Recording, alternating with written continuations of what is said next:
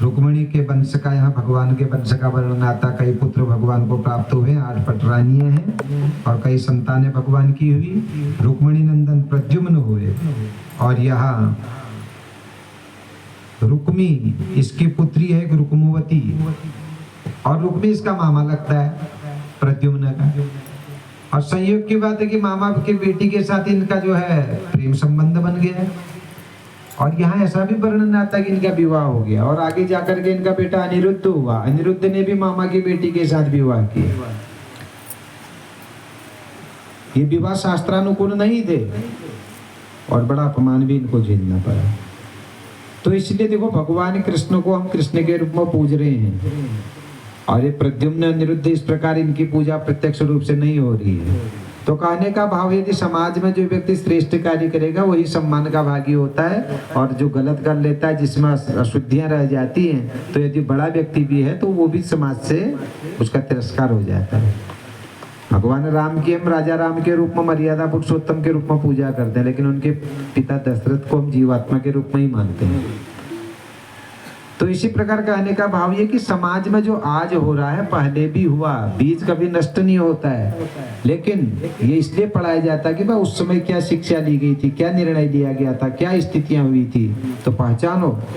संविधान यही तो बताता हमको कि यदि ये करोगे तो ये दंड मिलेगा। तो ये सब धार्मिक संविधान है हमारे, चाहे स्मृति ग्रंथ हो, पुराण हो, उपनिषद हो, वेद हो, तो इनका बड़ा दंड इनको मिला।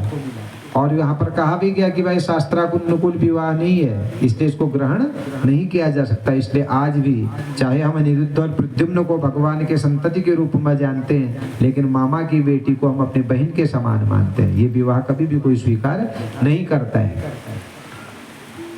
और यदि कोई करता है तो समझो कहीं ना कहीं का श्रापित है, अपमानित उसको होना ही पड़ेगा। तो ये इस प्रकार से इनके विवाह का भी सब जगह वर्णन आता है। और आगे जाकर के ये जब अनिरुद्ध का विवाह हुआ था उस समय बलदाऊ जी भी वहां पर थे, और बलदाऊ जी ने उस समय कलिंगराज के साथ उनकी भेंट हुई थी। ये बलदाऊ जी का बड़ा उपहास कर रहा था, और विवाह का जब उपक्रम चल रहा था तब इन्होंने एक प्रकार का चौसर जो गेम होता है, खेल होता है, उसको खेलने का उपक्रम शुरू कर दिया। बलदाऊ जीत रहे थे लेकिन कलिंगराज उनके साथ बेईमानी कर रहा है। आकाशवाणी हुई उसी समय की बेईमानी कर रहा है। बलदाऊ जी को बड़ा क्रोध आ गया। देखते देखते उन्हें रुक्मी को मार दिया, कलिंगराज का भी वध कर दिया। तो इस प्रकार जो है रुक्मी का भी उद्धार हो गया। और भगवान यहाँ अनिरुद्ध की बिटिया को लेकर के फिर से द्वारिका में प्रवेश करते हैं, और बलराम जी महाराज स्वयं वो भी द्वारिका में आ जाते हैं। तो ये भगवान की जो दिव्य लीला इस प्रकार से चलती रहती है। और इसमें ही वर्णन आता है कि एक बार वसुदेव जी, उनके मन में यज्ञ करने का विचार आया, जो भगवान के पिताजी हैं वसुदेव जी, और भगवान समस्त राजकन्याओं के साथ में और इधर 8 पटरानियों के साथ में द्वारिका में विराजमान। नारद जी का भी यहाँ पर आगमन हुआ और भगवान की दिव्य लीलाओं को उन्होंने देखा। कहीं पर भगवान पूजा कर रहे हैं, कहीं पर स्नान कर रहे हैं, कहीं पर पत्नियों के साथ बैठे हैं। तो इस प्रकार भगवान की दिव्य लीलाएं जो चल रही हैं उनको देख करके नारद जी बड़े आश्चर्य में पड़ते हैं। और अंत में भगवान की सभा में नारद जी का प्रवेश होता है। जिस समय नारद जी भगवान की सभा में प्रवेश करते हैं उसी समय एक अन्य व्यक्ति भी वहां पर प्रवेश करता है।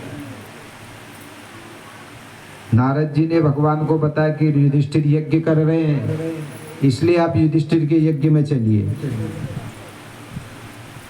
लेकिन दूसरे व्यक्ति ने कहा कि भगवान, जरासंध ने बड़े अत्याचार किए हैं, पहले आप जरासंध का उद्धार करें। उद्धव जी साथ में बैठे हुए थे। भगवान ने उद्धव जी से प्रश्न किया, बताओ पहले क्या काम करना चाहिए।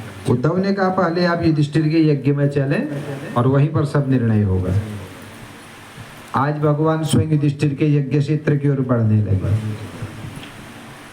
चले गए। और वर्णन आता है कि युधिष्ठिर ने उनसे राजसूय यज्ञ में राजस्व यज्ञ करने के लिए निवेदन किया कि हम यज्ञ करेंगे और आप हमारे उपास्य देवता होंगे। भगवान ने संकेत कर दिया, भाई यज्ञ तब करेंगे जब समस्त दिशाओं में तुम्हारी विजय हो जाएगी। तो इस प्रकार से सब देवता लोग अलग अलग दिशाओं में गए, पांडव लोग युद्ध के लिए। पूर्व दिशा में भीम को भेज दिया गया, पश्चिम में नकुल को, उत्तर में अर्जुन, दक्षिण में सहदेव। तो 3 दिशाओं में तो विजय प्राप्त हो गई, और लेकिन यहाँ जरासंध पर विजय प्राप्त नहीं हो सकी। और उस समय जरासंध के साथ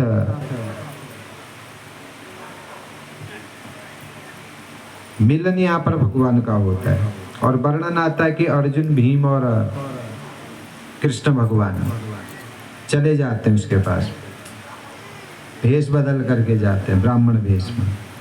गिरिब्रज नाम का क्षेत्र में निवास करता है जरासंध। जरासंध ने सोचा कि कोई ब्राह्मण आ गए और इनको जो है भिक्षा की जरूरत होगी, कहता बताओ क्या चाहते हो, जो मांगोगे वही दे दूंगा।